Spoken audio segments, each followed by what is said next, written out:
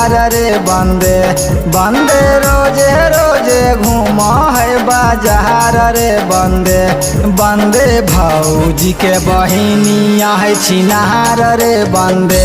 बंदे भैया के साली है छिनार रे बंदे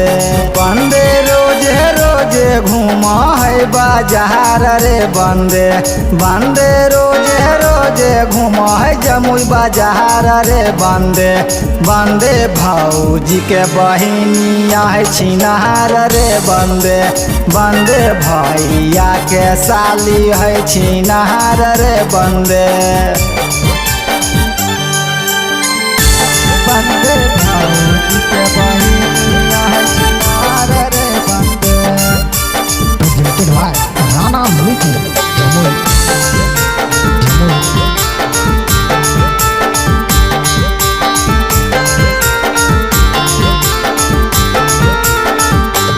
बंदे रखो है छौड़ी चर चर गोई यार रे बंदे बंदे रखो है छौड़ी चर चर गोई यार रे बंदे बंदे भौजी के बहिनिया है छिनार रे बंदे बंदे भैया के साली है खेलार रे बंदे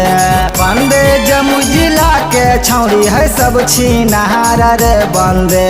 बंदे बांका जिला के छौड़ी है सब छिनार रे बंदे रखो है छौड़ी कुंवर में चर चर गोई यार रे बंदे बंदे भौजी के बहिनिया है छिनार रे बंदे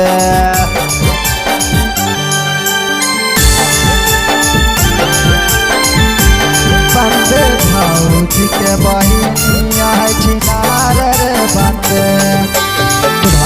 राणा म्यूजिक जमुई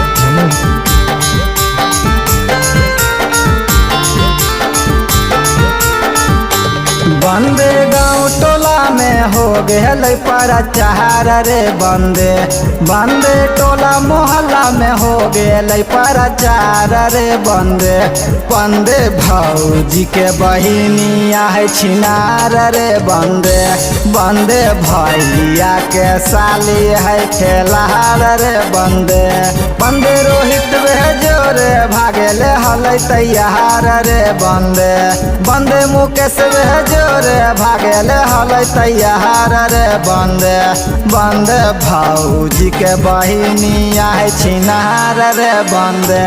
बंदे भैया के साली है खेलार रे बंदे presented by Rana recording studio